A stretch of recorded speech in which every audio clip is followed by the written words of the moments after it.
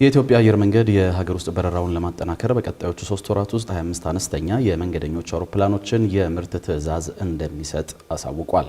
እነዚህ የሚታዘዙ አውሮፕላኖች ከሀገር ውስጥ በረራ ባሻገር ወደ ጎረቤት ሀገራት የሚደረጉ በረራዎች ላይ ጥቅም ላይ የሚውሉ ይሆናሉ ያለው አየር መንገዱ ምርቶቹን ለመግዛት የብራዚል እንዲሁም ፈረንሳይና አሜሪካ አምራቾችን እያማተረ ስለመሆኑም ተነግሯል። አቤል አበበ ጉዳዩን በተከታዩ ዝርዝር ዘገባው ተመልክቶታል።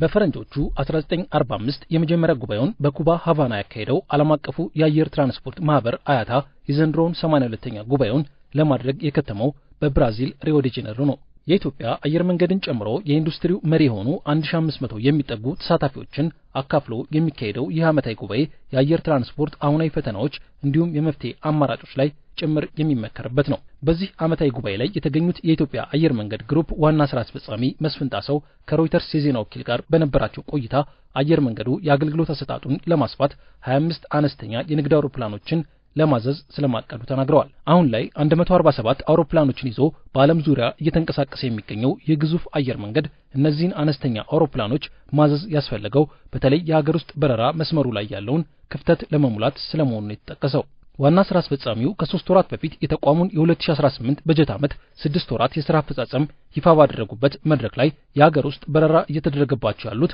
አውሮፕላኖች በእናት ኩባንያቸው መመረት ጭምር ያቆሙ መሆናቸውን በመጥቀስ ፊታቸውን ወደ አዳዲስ ምርቶች እንደሚያዞሩም ጠቁመው ነበር። የሀገር ውስጥ አውሮፕላኖች ዛሬ በብዛት የምንጠቀመው ኪው400 እነዚህ ተርቦ ፕሮፔለር የሚባሉ አውሮፕላኖችን ነው።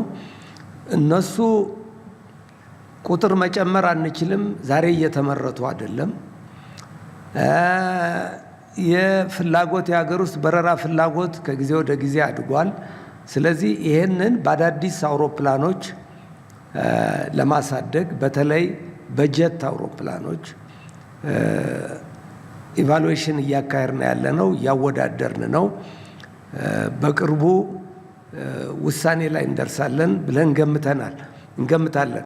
በብራዚሉ ስብሰባ ላይ የተገኙት የአየር መንገዱ ዋና ስራ አስፈጻሚ ከሮይተርስ ጋር በነበራቸው ቆይታ ይህንን የመካከለኛ ርቀት ዘመናዊ አውሮፕላኖችን ትዕዛዝ በ3 ወራት ውስጥ እንሰጣለን ሲሉ መናገራቸውን የተዘገበው የአፍሪካ ትልቁ አየር መንገድ የሆነው የኢትዮጵያ አየር መንገድ የኤርባስ A220 የኤምብራየር E-2 እና በዚህ ዓመት በዩናይትድ ስቴትስ የፌዴራል አቪዬሽን ባለስልጣን ሰርቲፊኬት ያገኛል ተብሎ የሚጠበቀውን የቦይንግ 737 ማክስ 7 አውሮፕላኖችን ለመግዛት አማራጮችን እያየ ይገኛል የተባለው በእነዚህ የመካከለኛ ርቀት አውሮፕላኖች የሽያጭ ጉዳይ ላይ የብራዚሉ ጄት አምራች ኤምብራየር ለፈረንሳዩ ኤርባስ ተቀናቃኝ ሆኖ ስለመቅረቡም ዘገባው አመላክቷል። ኢትዮጵያ ከነዚህ አማራጮች ካንዱ አሊያም ከያንዳንዳቸው ትገዛቸዋለች ተብለው በታቀዱት አውሮፕላኖች የሀገር ውስጥ በረራ ስራን ከማቀላጠፍ ባለፈ ወደ ጎረቤት ሀገራት ለሚደረጉ በረራዎችም ጥቅም ላይ የሚውሉ መሆናቸውን ዋና ስራ አስፈጻሚው ተናግረዋል። ስራ አስፈጻሚው ከወራት በፊት በሰጡት መግለጫ ላይ የበረራ መዳረሻዎችን ማስፋት እንዲሁም በቢሊዮን የሚቆጠሩ ብሮችን ወጪ በማድረግ የተጎዱ አውሮፕላን ማረፊያዎችና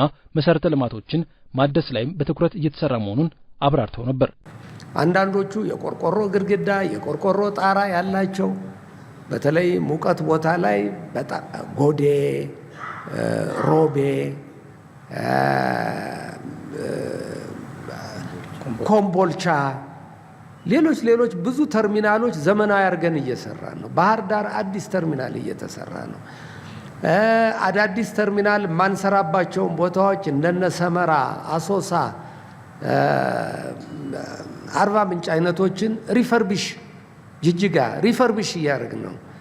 ብዙ ገንዘብ በቢሊዮኖች ብር የሚቆጠር እያወጣን እየሰራን ነው ያለን። በተመሳሳይ ጠቅላይ ሚኒስትር አብይ አህመድም በቅርቡ ይህንኑ የሚያጠናክር ንግግር አድርገው ነበር። ቦሌን ጨምሮ ወደ 30 የሚጠጉ ኤርፖርቶች ያሉን ሲሆን የጎደሉን የት ናቸው የሚለውን ደግሞ እያየን መሙላት ያስፈልጋል። በደቡብ ኢትዮጵያ ጥቂት ቦታዎች የግድ የሚያስፈልጉበት መለየት ያስፈልጋል። በምስራቅ ኢትዮጵያ እንዲሁ መለየት ያስፈልጋል። ይህንን ባላንስ አድርጎ ኢትዮጵያ ሁሉን ያቀፈች ለሁሉ በሁሉ እኩል የምታገለግል እንድትሆን ይሁነኝ ብለን አስበን መስራት ይኖርብናል። ይህ እንዳለ ሆኖ ዓለም አቀፉ የአየር ትራንስፖርት ማህበር ከሚያስቀምጣቸው የዋጋ ተመኖች አንጻር ኢትዮጵያን ጨምሮ በበርካታ የአፍሪካ ሀገራት ያሉ የቲኬት እንዲሁም ለአውሮፕላን ማረፊያ የሚጠየቁ ዋጋ ክፍያዎች ከፍተኛ መሆናቸው ይጠቀሳል። አያታ ደግሞ ዋጋቸው የተመጣጠነ እንዲሆንና የአየር ትራንስፖርት አገልግሎትም ለአብዛኛው ማህበረሰብ ተደራሽና አቅሙን ያገናዘበ እንዲሆን የማድረግ ኃላፊነት የተጣለበት ማህበር ነው። በዚሁ በብራዚሉ ዓመታዊ ጉባኤው ላይ በቢሾፍቱ የአፍሪካ ግዙፍ አውሮፕላን ማረፊያን በብድር ጭምር እየገነባች ያለችው ኢትዮጵያ ከዚህ አንጻር ያለችበትን ሁኔታ እንዴት እንደሚገመግመው የተጠየቀው አያታ እንደ ነዳጅ ባሉ ወጪዎች እየተፈተኑ ባሉ አየር መንገዶች የዋጋ ጉዳይ ዙሪያ ምንም የማደርገው ነገር አይኖርም ነው ያለው። የኢትዮጵያ አየር መንገድም ለሮይተርስ በሰጠው ማብራሪያ ላይ የመካከለኛ ምስራቅ ቀውስ የነዳጅ ወጪው ላይ የ60 በመቶ ጭማሪ እንዳስከተለበት ጠቅሷል። እንግዲህ የነዳጅ ዋጋው ከጨመረና አሁን ባለበት ሁኔታ የአንድ አየር መንገድ ወጪ ከ30 እስከ 40 በመቶ የሚሆነውን ድርሻ ከያዘ አይኤቲኤ ምንም ሊያደርግ አይችልም። ነገር ግን በአንድ ሀገር 1.6 ወይንም 1.8 ዶላር መብለጥ የማይገባውን የአየር መንገዶች ክፍያ 45 ዶላር እንዲሆን ሲፈለግ ያ በጣም አስቂኝ ነው። ስለዚህ በኃይል እንገባና በመጀመሪያ ውሳኔ ሰጪዎችን ስለሚያወጡት ወጪ እንዲረዱ ለማድረግ እንሞክራለን። በኢትዮጵያ ጉዳይ እጅግ አስደናቂ የሆነ አየር መንገድ ነው ያለው። ሁሉንም ስራዎቹን እንዴት መደራደር እንዳለበት ያውቃል። እጅግ በጣም ግሩም የሆነ የቅድመ ዝግጅት ስራ አለው። ልክ ነው። በአፍሪካ ትልቅ ከሚባሉ አየር ማረፊያዎች አንዱን በመገንባት ላይ ይገኛል። ትልቅ ብድር እንደሆነ አውቃለሁ። ወደዚህ ስራ እየተጓዙ እንደሆነም አውቃለሁ። ይህ በጣም ጥሩ ነው። ይህ አቪዬሽን ለሀገር እድገት ያለውን ጥቅም በሚገባ የተረዳች ሀገር መሆኗን ያሳያል።